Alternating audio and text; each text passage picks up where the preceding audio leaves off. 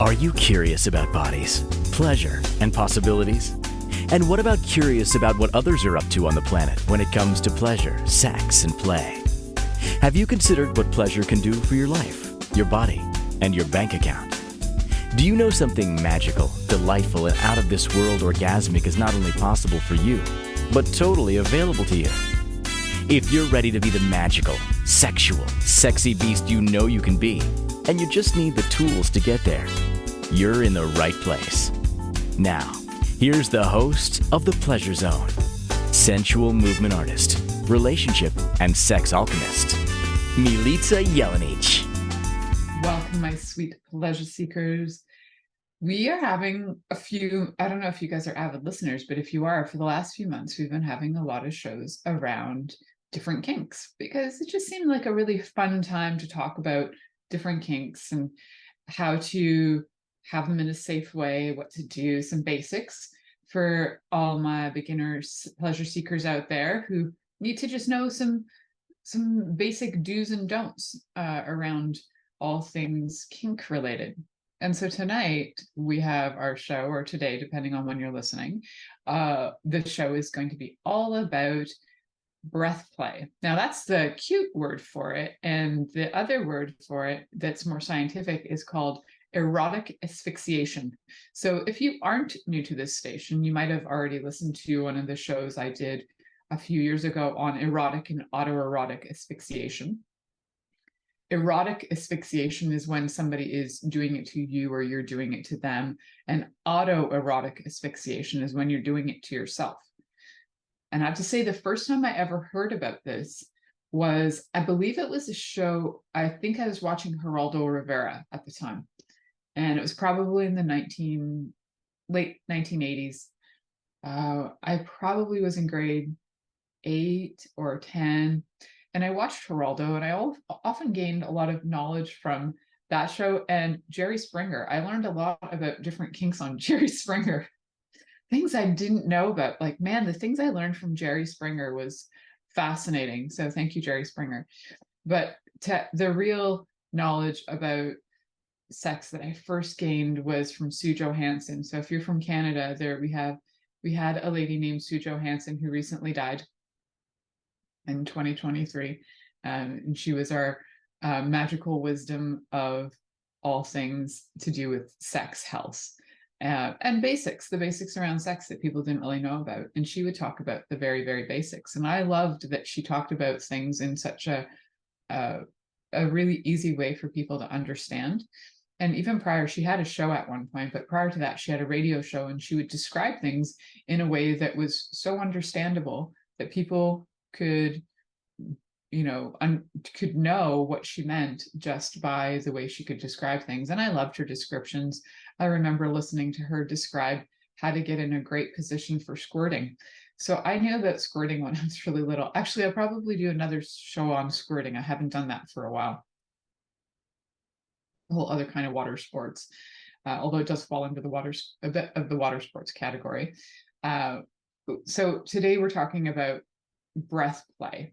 And that's the fun, cute word for erotic asphyxiation. Although, to say it, EA for short, although that also EA also stands for like educational assistant. So if you're like, I'm into EA, people might wonder if you're into educational assistance or if you're into erotic asphyxiation. I mean, it can mean so many things. And for those of you who are watching and wondering, what on earth do I have in my hand? I have this like lovely black silky sort of satiny tie in my hand, and I thought I would just bring this out to give some demos for you guys of what you can do, what not to do. I probably won't go too hardcore into the what not to do because I don't feel like killing myself on video for you guys. So we'll talk about some safety things to be aware of, ways that you can choke and that you can smother. There's different methods for getting a person to be asphyxiated. So asphyxiated just basically means that you're not breathing in air, you're not taking in oxygen. And the whole point of breath play is to have it so that one person's oxygen is limited. Now, whether you're the person who's having your oxygen limited, or you are limiting the other person's breath. Either way, this is as long as there is a lack of oxygen to the brain, this method of arousal can work. And there are fundamental physiological reasons why this works for people. If you've ever done any kind of breath work in general, if you've done anything like somatic breath work, different kinds of pranayama yoga, if you've done anything that involves breath work at all, you'll know that when you do, or even Wim Hofing, Wim Hof has you do breath hold. So when you do the breath hold and you are limiting your own oxygen, then when you do breathe in again, your body starts to fill with like dopamine, serotonin, and endorphins. And all these things are rushing into your blood, and you start to feel a little high and a little happy, and you're like, "Ooh, I feel good." Now, we think that, we're like, "Ooh, that feels a little orgasmic and pleasurable." And yes, it does, because you were limiting that while you were doing a breath hold. And then when you allow the breath to come back in, it all rushes back in, because it's a survival mechanism.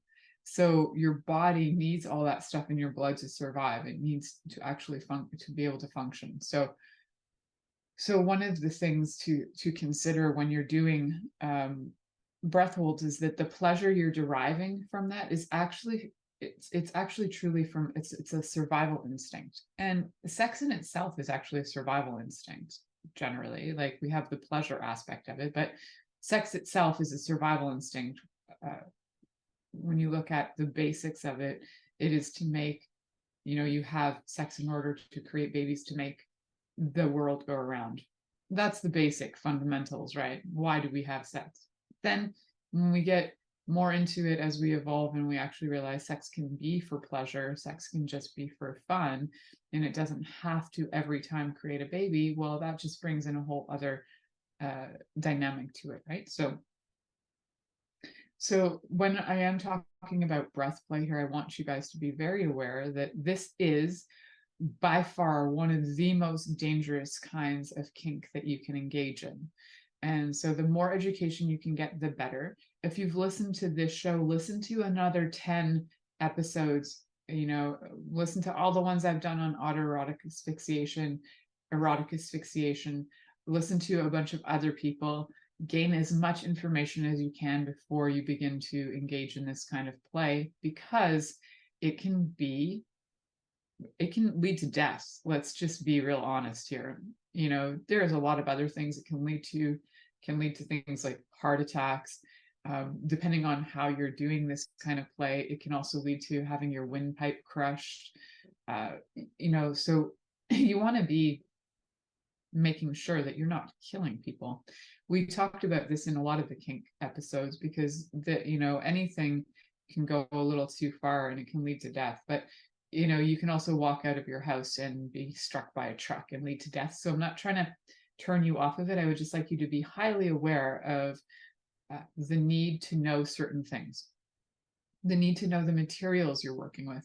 Say, for example, this silky satiny material is not going to rip with my hands. So if I tried to take this, if it's really tight on somebody and I just tried to yank it off, it is not going to rip with my hands. So if you're tying somebody up with something that can't just rip with your hands easily, like, you could do that with paper, right? If you were wrapping paper streamers around, you can rip that off.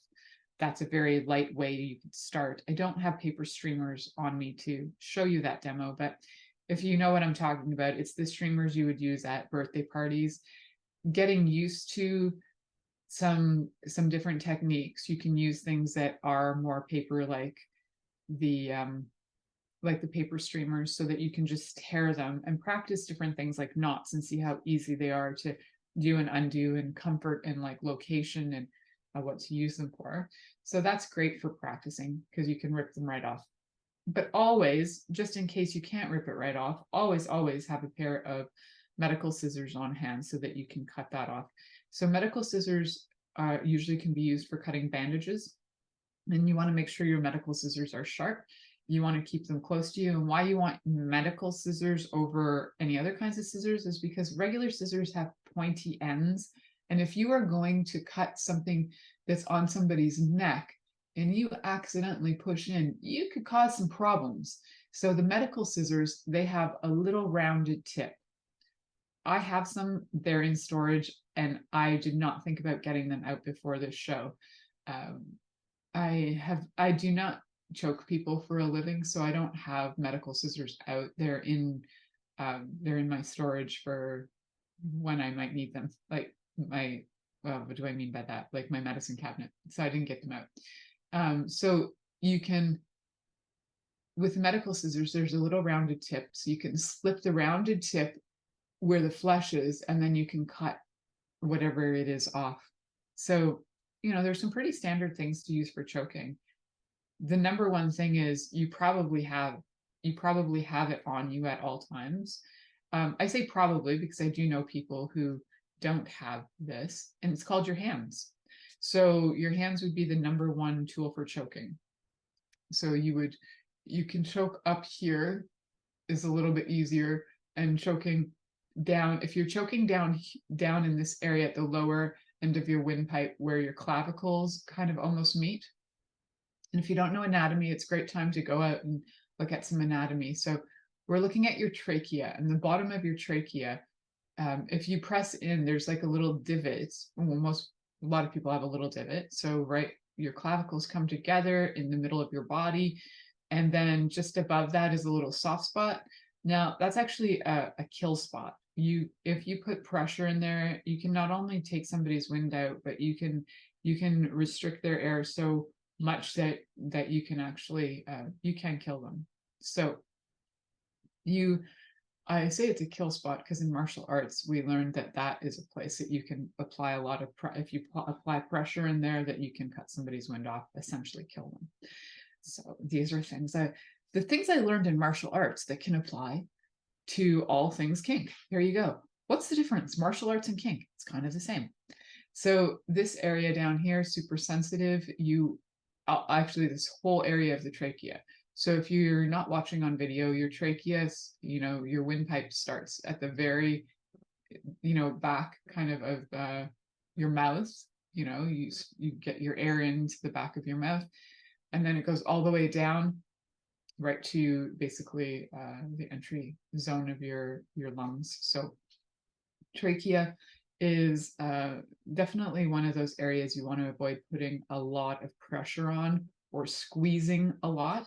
If you're doing this, just drop my tie. If you're doing this and you are applying something, you want to keep it fairly large and wide so you're not restricting one single area. So for those of you who are watching, you can see that what I'm doing is wrapping around, and this is already giving a slight restriction. So what some people will do when it comes to autoerotic asphyxiation, doing it to themselves, which is a lot trickier because if you pass out, you can't take anything off of yourself. So this is what I was getting at earlier, was that when I first saw this, it was on the Geraldo Rivera show, I believe. And on the Geraldo Rivera show, they were interviewing people who were into erotic and autoerotic asphyxiation, and there were parents on whose children had died from hanging themselves up in closets. They would find their children naked. They were usually teenagers. Found their children naked, hanging with either like a tie or a rope, naked, and so they were into like masturbation while being choked, right? And so if you're solo on that and you don't know when to stop, it can absolutely lead to death. So if you are doing breath play of any kind, highly recommend that you do it with somebody in the room who can make sure that you don't die. And the person in the room needs to be trained to some capacity, at least trained in the capacity enough to know anatomy, enough to know to look for signs of when somebody has oxygen deprivation, if they start to change color, and also to be very aware of safe words. Now, how do you use a safe word when you cannot say something? There are ways. We will talk about that. But first, we need to know a few things. Anatomy, the tools you're using for the choking, whether it's your hands or something else. If you're using something else, you need to be able to remove it. If you're using something like leather or cloth, or if you're using something like leather, I hope that the leather actually has some kind of chains or links or something on it, so that it's more like a dog collar, that you can loosen it, because cutting through leather is incredibly hard. And also, you might actually use chains, and if you are going that hardcore, that's like taking it to the next level. And if you are using something like that, you would need to have chain cutters on hand. You would need to have all kinds of things just in case things go awry. So I'm not a fan of using anything that could lead to death. So making sure you have everything on hand, especially knowing things like CPR. So if the person does pass out and goes into a cardiac situation, you need to be able to bring them back. So CPR trained is important as well. I know, things you never thought about before having sex. Get CPR trained before you play with this kink.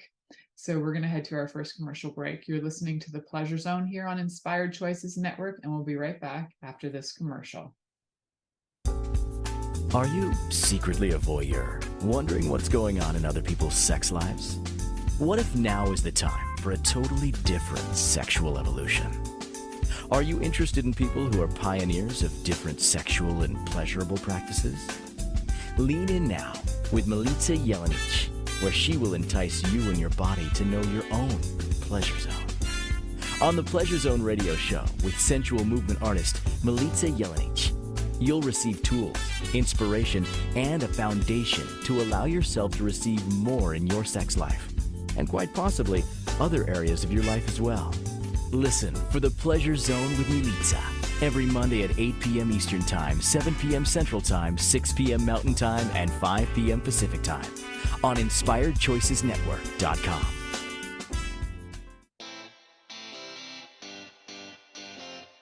Are you a subject matter expert? Are you here to share your expertise with an audience waiting to hear from you in only the way you can deliver? Are you ready to have your voice amplified across the airwaves? Inspired Choices Network has a global radio platform streaming to millions of people across the world.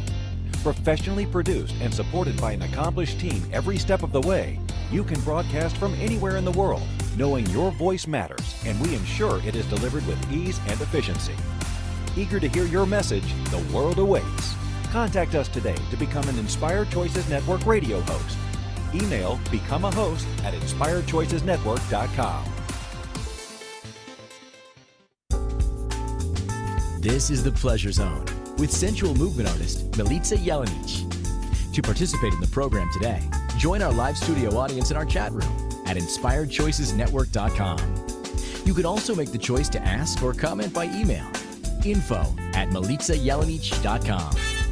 Now, back to the program. Welcome back, my sweet pleasure seekers. Today, whatever time you're listening, we are talking about breath play for pleasure. And breath play is, the technical term for it is erotic asphyxiation. And when we talk about erotic asphyxiation, it has to do with gaining pleasure from being choked or having your oxygen be deprived. So having any kind of like oxygen deprivation can lead to things like lightheadedness, feeling dizzy. So if you've been listening and you're feeling lightheaded or dizzy, or you feel like Disney, as I said, Disney, if you're feeling anything like lightheaded or dizzy, just check in with your body if this is something that you're familiar with. You can ask yourself, like, have I been choked before in this life or another life? Have I choked somebody else in another life? And if stuff comes up and it's really kind of like disturbing, or the whole topic of this is a bit triggering, freaks you out, and understandably, there should be a level of fear around this stuff, because it can lead to death. I don't know if fear is maybe not the right word. There should be a level of high awareness around this. So what is really important when you do have these things coming up in any kind of play You know, if you have an emotional response to something, or if something's triggering you, to look at it. And I always ask, is it from this life or another life? Because a lot of times these are things that I've brought in from other lifetimes. And it could be from this life too, right? So in this lifetime, I was with a partner who did not choke me for the sake of pleasure, choke me for the sake of trying to kill me. So my memories kind of go back to the entire scenario and scene where I was being choked. Luckily, I had this fantastical insight that came through in the moment when it was happening, and it was to fake dead so that the person would let go. And I knew enough how to hold my breath and how to let my body just surrender, that I could fake death, or fake being knocked out enough to make them stop, so that I could get so that I could fight back. There was a fight involved. Anyway, that's a whole story for another day, or not. So when you are being choked, it's really important that this is consensual. When it's not consensual, then it's abuse. So if this is consensual, then what you need to do, like I've mentioned in all the other kink shows, is have either a written contract or a verbal agreement, or some kind of something that you can go back to. Especially with this work, I would highly recommend this kind of play. Sorry, it's not really work.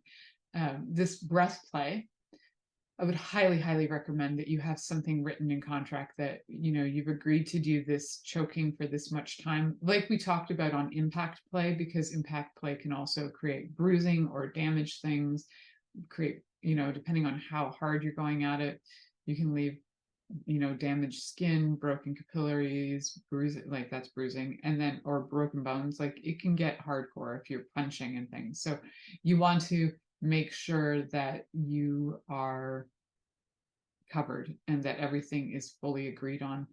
Having contracts, to me, is super important to cover your ass and the other person's butt too, to make sure everybody knows what's going on.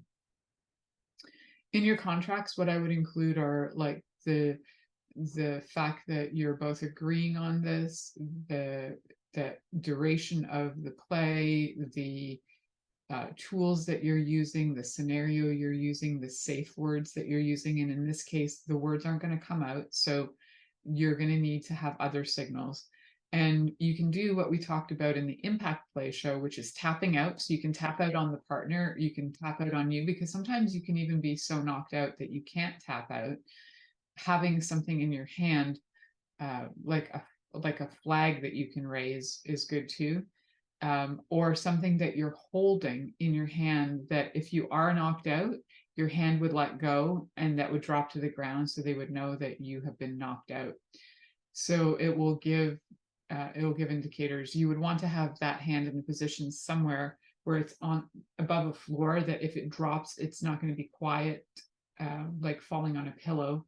You want it to drop so that it makes a noise, so that the person who is the dom is going to be able to be aware that you've been knocked out.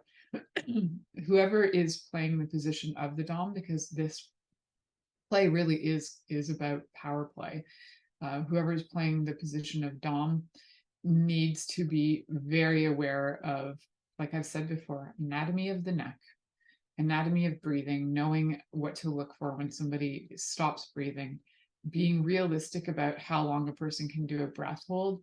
And also you can test your breath holds prior as well. So you can get your body to be in practice of breath holds, doing things like Wim Hofing. I don't think Wim Hof would be too thrilled that I'm like mentioning practicing Wim Hof for autoerotic and erotic asphyxiation, but there you go. It is a method of breath hold. So you can get your breath hold to be really strong, so that you can hold your breath for up to 4 minutes, even maybe longer. And when you can hold your breath that long, then the play can last a little longer, and you're also going to be in a safer position to be able to make sure that even if you are even if you've been like smothered for a minute or two, that you can still breathe and you'll be okay and you can come back to breath. So training your breath is important. A lot of stuff with kink actually involves it's almost like being a high level athlete of sex. So getting some training, you don't normally need to be able to do breath holds to have sex, although it could add to it for sure. However, with certain situations, doing that, getting almost to the athletic level of breath hold would be great. Kind of like pain threshold for impact play, and preparing your body for certain things to be able to have the strength and the stamina to be able to go through a lot of the stuff that is kink. So it's like I was saying before, it's like high level athletic sex and sexual play. So you need to prepare the body for this. You also need to prepare the body in different ways by making sure that you have enough water and minerals and all these things that you will need to make sure that if this play is lasting for a while, and you might have certain things where you get headaches, or you get lightheaded from lack of sugar, like you can have low sugar or whatever, then you want to make sure that you're taking care of all of this stuff so that you're not passing out and dying. Just saying, there's no need to die in this stuff. And I cannot give enough warnings when it comes to this kind of play, because there aren't enough warnings, because people have died. People haven't just died, people have had death is the top issue, but then there's also things like cardiac arrest, and there was at least one report, and there may be more. There was one of a woman who through erotic asphyxiation play ended up having her eyes, I think I wrote it down because I couldn't remember the exact name of it, but it has to do with her eyes.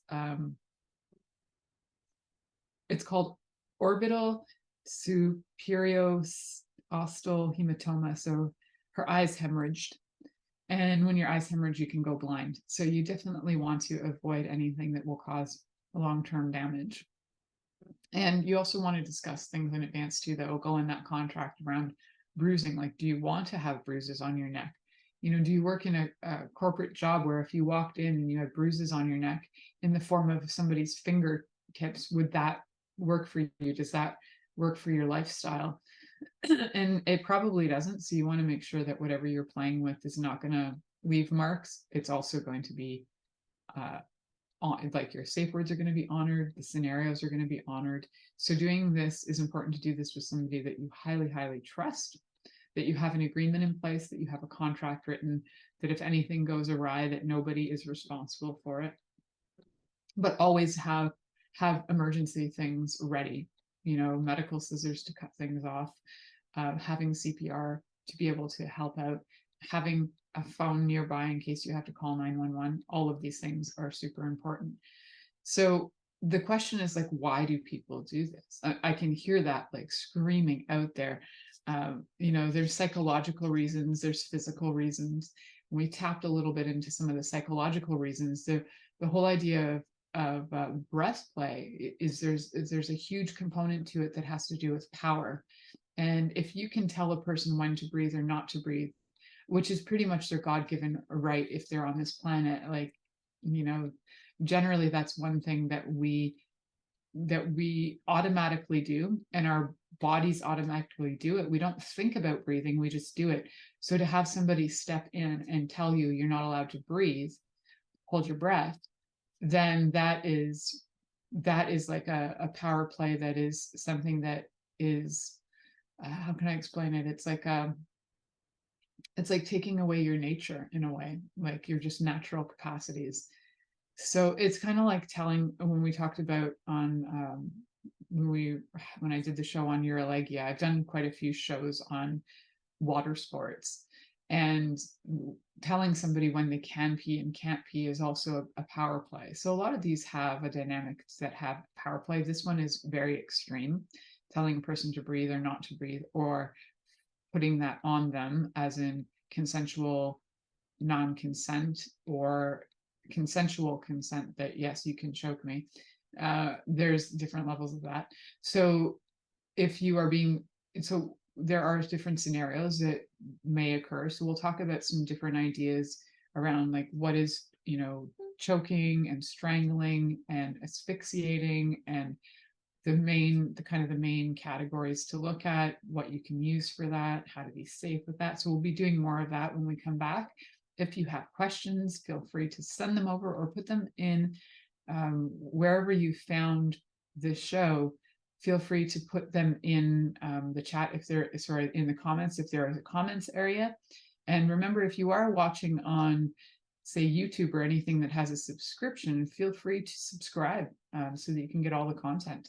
So you're listening to The Pleasure Zone here on Inspired Choices Network, and we'll be right back after this commercial. Are you secretly a voyeur, wondering what's going on in other people's sex lives? What if now is the time for a totally different sexual evolution? Are you interested in people who are pioneers of different sexual and pleasurable practices? Lean in now with Milica Jelenic, where she will entice you and your body to know your own pleasure zone. On the Pleasure Zone radio show with sensual movement artist Milica Jelenic, you'll receive tools, inspiration, and a foundation to allow yourself to receive more in your sex life, and quite possibly other areas of your life as well. Listen for the Pleasure Zone with Milica every Monday at 8 p.m. Eastern Time, 7 p.m. Central Time, 6 p.m. Mountain Time, and 5 p.m. Pacific Time on InspiredChoicesNetwork.com.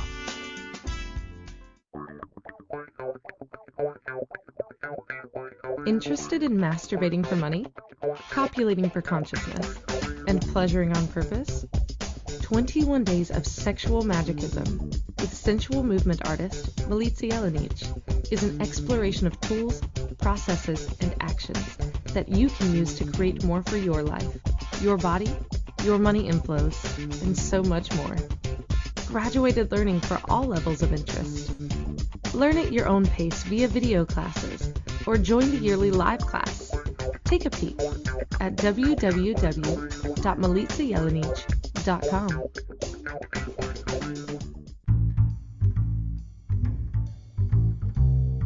How wonderful would it be to carry your favorite Inspired Choices Network host with you throughout your day? Well, now you can. Inspired Choices Network now has its very own mobile app. Our free app offers live streaming shows, along with thousands of podcasts and TV episodes. Our shows cover a wide variety of topics. Whether you're waking up with us, carrying us through the day, and taking us to bed with you, we're always here for you to enjoy. We're easy to find. Just search for Inspired Choices Network in the Apple App Store or Google Play Store. This is The Pleasure Zone with sensual movement artist Milica Jelenic. To participate in the program today, join our live studio audience in our chat room at InspiredChoicesNetwork.com. You can also make the choice to ask or comment by email, info@milicajelenic.com. Now, back to the program. Welcome back, my sweet pleasure seekers. Tonight we're talking about all things to do with breath play for pleasure. So the other word for this is erotic asphyxiation. If you're not familiar with it, it's where you have you have your oxygen restricted so that you have a fainting or a dizzy spell, sometimes pass out, the worst case scenario, death. And if you are still alive, then when the release of the choking happens, then there is a dopamine, serotonin, and endorphin rush that kicks in, and the body starts to feel really good. So it's like it tricks the body into associating choking with pleasure, even though what it really is that the body is relieved and it's now feeling pleasure because all the dopamine, serotonin, and endorphins are now rushing through the blood because now there's oxygen that's being delivered to allow them to go through the blood. So there are basically four kinds of things to look at when it comes to erotic asphyxiation or autoerotic asphyxiation. And the number one that you probably are familiar with is choking, and choking with hands is common. It's yeah. So if you're going to do it to yourself, it's a little bit tricky to do this one to yourself. So you'd want to bring your hands in and around. So for those of you who are into this and you just want to step into the energy of my hands, if you're listening on audio, if you're watching on video, then you're just going to let the hands go around the neck and you're going to give a squeeze. And you may be sitting on top of the person, they might be in a chair. There can be different positions for this. They might be on the ground, they might be up against a wall, and you're wrapping your hands around their neck. And because, like we said before, sometimes the person will pass out, so they don't have the ability to give the safe word, having something in their hand that would make a noise. So I have something right here that's just like a hair clip. If I had a hair clip in my hand and, and I passed out, it would make that noise. And I didn't break that, so I'm glad about that. So you'd want something that makes a noise so that the dom is aware that you've passed out, and you don't want to take it to the level of death, or that you can feel that you still might be in awareness and it's too far gone for you to speak, so you just drop it so that the noise is made. You can also tap out. If the dom is close enough to you, you can have your hand on them while they're choking you. You can keep your hand on their shoulder and you can tap out to make it easier, depending on the position. If they're sitting on you or if they're asphyxiating you with, say, like by sitting on your neck, then you'd want to tap out onto like their legs or their buttocks. So there's different ways you would create the choking sensation. So hands is one. You can shove your feet into somebody's throat. It's not super safe. Again, you want to tap out on that too. You can sit on a person's neck as well. I know I'm giving some hardcore suggestions here. Those are kind of more hardcore. But they're all, valid types of breath play. So then we've got, so that's like the choking element. And then we've also got a really common one that you were told not to do as a child. Probably I was told not to do as a child, but I was fascinated by it, was sticking bags over my head. And I never made myself pass out, but I think I was, why did I do it? I think I was just fascinated by it, probably because I was told not to do it. I had to find out why. So bag over the head. I also have things here that are good for, if you can't do bag over the head, like I have this packing material and you can use that sort of thing as well. You could use, for a lighter version of that you can actually breathe through, you can use a pillowcase. The person won't be as choked by a pillowcase, but it's a beginner's version of using, say, a plastic bag that doesn't have any airflow going through it. So yeah, different things that you can put over. And then smothering, you can use similar things for smothering. So you can use a pillow for smothering. And again, you need that person to be able to tap out with that. If you are smothering with a pillow, the chances you're doing it in a bed or on a sofa or somewhere where the person's lying down or up against a wall. So if they are up against a wall, they could also knock on the wall. The beds are usually pretty soft and you can't get noise from them. So you'd need to have something that would actually get the attention of the dom, which is usually a slap on the butt or a slap on the legs can help.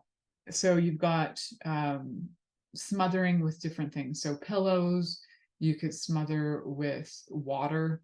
That's a different kind of situation. So if you're smothering with water, that might be in a pool, or you might be actually dunking somebody's head in a pool or in a lake or whatever. And that's a kind of combination of things going on there. That there also might be an enjoyment with water in general, or specifically drowning. So there's going to be a gag response, which is a kink on a different way. It's more about the choking internally and hearing the gagging sound. And it can cut off some of the oxygen, but it's usually not meant to necessarily cut off the oxygen totally and make you pass out. It's more about the gagging sound. So having a penis like down into your like deep throating, or having a toy like a dildo shoved down your mouth to deep throat, or anything where it's like mouthful of food, that sort of thing is also a choking situation. That you can probably still breathe through some of that, but that one's more about gagging. So we're going back to like smothering. And so smothering, I'm just looking around my room in general. I've got like a hair towel that, you know, you could smother with a hair towel, you could smother with a pillow blanket, you can smother even with one of these if you wanted to play this scenario of like wrapping. So you can have a bigger cloth than this, but wrapping that up, you can still get breath through this, so it's not so dangerous. Wrapping around the neck, so strangulation is part of it too. So you can do strangulation with rope. I have this like really soft rope that I got from the hardware store, and I normally have it in a whip that I made, which is really lovely and feels so soft, and it's delightful and has a lot of weight to it, so it makes really nice thudding. When we talked about that on impact play, about the thudding and the stinging sensation, this rope makes a really nice thud, and it has a really nice silky feel. And I think it was like $15 at the hardware store. You can find a lot of fun kinky things at the hardware store, and sometimes they're free. Sometimes they're like the paint stick for paint stirring, and it's just free. So you never know what the hardware store will invite into your ideas and creativity. So using this as a rope, you would want to definitely have knots. So learning some knots is great. So learning some knot work where the knots are that you can take a knot out, like, so that's a really tight knot that, if those of you who are watching, that was like a bit of a, I think it's a slip knot or a half stitch. So you would want ones that are more like that you can, like the kinds when you do on your what's it called, your shoes, like when you tie a bow on your shoes, that when you go to pull it, it comes out. So you want to make sure that your knots are ones that can be easily undone. And if they aren't easily undone, then you need to have those implements like we talked about, the medical scissors, so that you can go in and cut them off. You can, you know, double up the ropes. You can use multiple things with this as well if you wanted to put, you know, if you wanted to use rope and chain or something else. And it depends too, you might want to have some scenarios involved. There may be a hostage scenario, so the person is having a bag being put over their head, they're being taken hostage, that might be the thing for them. So there is a lot of kink around hostage situations and kidnappings. So then knowing that, again, all of that needs to all be in contract as well too. Written is really important, so that you have evidence. I can't stress that enough, that you need to protect yourself and the person that you're with, so that nobody gets like sued for these situations or jailed. So strangulation, some people will actually go for like a very intense strangulation where they, you know, you could have a rope that's suspended from, say, a ceiling, and then and we're not going to the level of like snapping somebody's neck, like a hangman situation, but you might have it so that there's just enough so that there's like a little pull and there's some weight so that they get a bit of a strangulation feeling. That's really dangerous though. So not recommended unless you've had a lot of experience with other kinds of play, and not hanging a person from the rafters.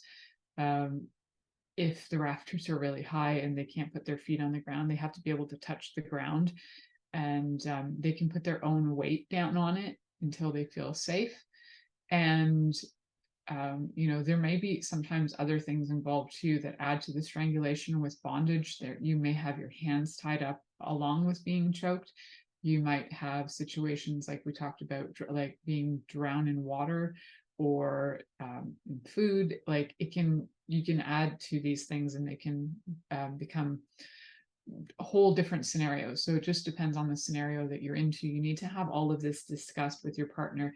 If you're actually getting to the level of playing with the kink of erotic asphyxiation, you've probably already had some other conversations. You're probably already out of the vanilla world and already moving into some kinky things. Maybe you've already done some impact play. It's why I kind of left this one till near the end of the series on kink that I felt like talking about. And because it's kind of like a really, it's the most dangerous, essentially. So when we look at like how to evolve from that, you might start your kink with just some blindfolding, and then it's like, let me just see if so this is my forever favorite thing. I actually got it off of a dress, and it didn't look so great on the dress because I have a really long torso and this was just in the wrong place. So, I took this off, and it's become one of my most valued play toys. So you can just find one of these even at sometimes like places like those accessory stores. You can just find like nice silky ties and buy some up. You don't have to go to the sex shop and buy like a $30 face mask. I also recently saw a face mask like for blindfolding for like about $2 at the dollar store. So yeah, your sex toys are everywhere, guys. You just need to look around and get creative, and using some of the things that are just around your house. So if you happen to have neckties, you can use those too. And neckties can be a super sexy way of having some erotic asphyxiation, where you can just tighten it up a bit. It can add a little bit of flair, but again, that one's a hard one to undo if it gets too tight. So you'll need to have something on you just in case it goes too far. All right, I'm actually coming up to my next commercial break. So you're listening to the Pleasure Zone here on Inspired Choices Network, and we'll be right back after this commercial. Are you secretly a voyeur, wondering what's going on in other people's sex lives? What if now is the time for a totally different sexual evolution? Are you interested in people who are pioneers of different sexual and pleasurable practices? Lean in now with Milica Jelenic, where she will entice you and your body to know your own pleasure zone. On the Pleasure Zone radio show with sensual movement artist Milica Jelenic, you'll receive tools, inspiration, and a foundation to allow yourself to receive more in your sex life, and quite possibly other areas of your life as well. Listen for the Pleasure Zone with Milica every Monday at 8 p.m. Eastern Time, 7 p.m. Central Time, 6 p.m. Mountain Time, and 5 p.m. Pacific Time on InspiredChoicesNetwork.com. This is the Pleasure Zone with sensual movement artist Milica Jelenic. To participate in the program today, join our live studio audience in our chat room at InspiredChoicesNetwork.com. You can also make the choice to ask or comment by email, info@MilicaJelenic.com. Now, back to the program.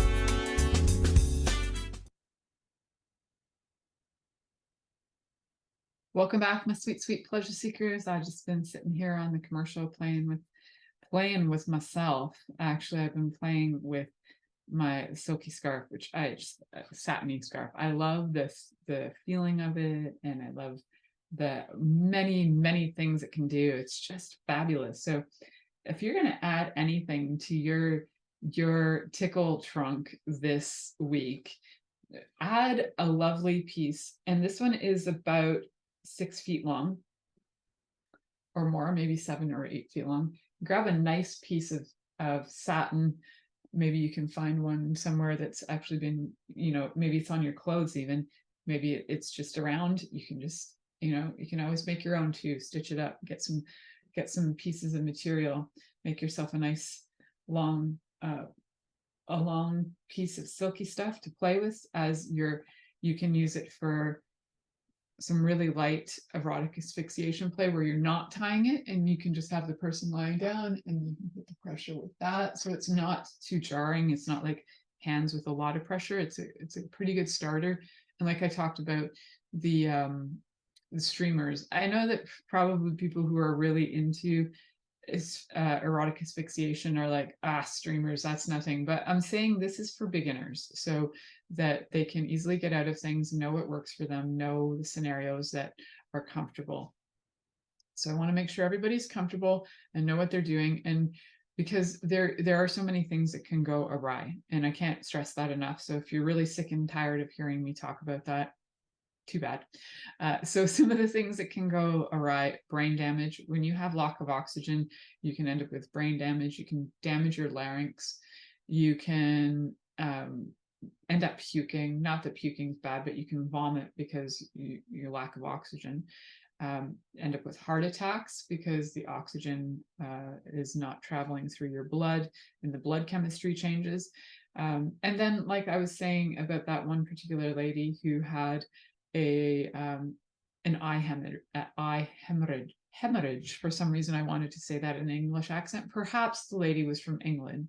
And if you didn't think that was an English accent, you could be right there too. Hemorrhage. And yeah, so some other things. So those are some warnings. Some side effects can be things like coughing, and it's funny because right before the show, I was like continually coughing and just kind of laughing about the fact of tapping into the show often brings different things up. So when you have lack of oxygen, you can also feel really disoriented. You can end up with muscle weakness, numbness, drowsiness, and loss of orientation. So a lot of those things that I mentioned as side effects are the reason why you need aftercare. And so if you've just been playing a scenario with breath play and the person's disoriented afterwards and they're like, I don't know where I am, like, how did I get here? You need aftercare, having that agreement to show them and go, okay, so this is what we did. This is what happened. Aftercare can also involve just letting them rest while they get reoriented, bringing them something like a warm beverage, as Sheldon would say, when Sheldon from The Big Bang Theory, if you're ever feeling, off or sad, just have a warm beverage. So you can always give yourself a warm beverage or get, you can have a warm beverage, and just having the time to let your body get present and relax into being present again, because there will be a spike in those hormones like the dopamine, serotonin, and endorphins. So there might be an automatic rush, confusion. There needs to be a time to settle down and get reoriented, and have discussions too about what worked and what didn't work. Yes, I know it sounds very, that's not sexy, but it's important. If it's kind of play that you want to continue to do, you need to know, like, did this material work for you? Did the position work for you?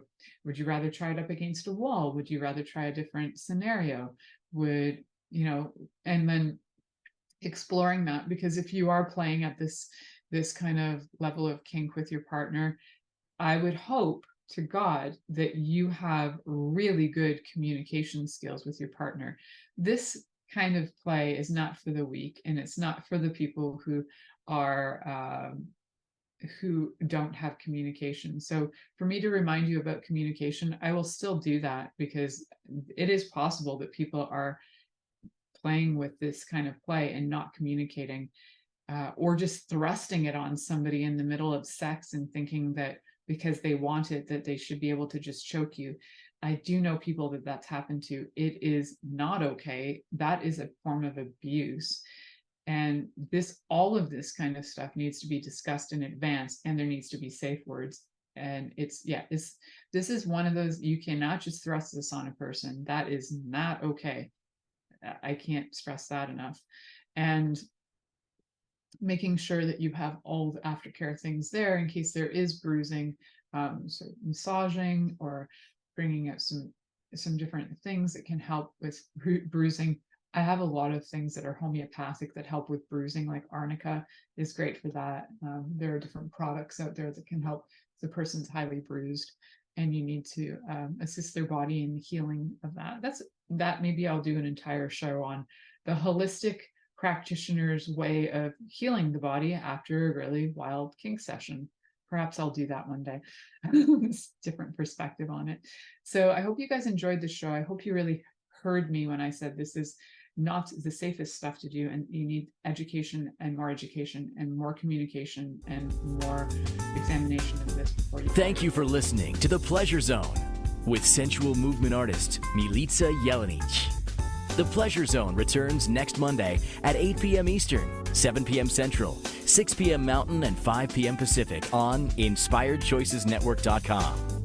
We hope you'll join us. Until then, have the best week of your life by choosing to be turned on and tuned in to your body.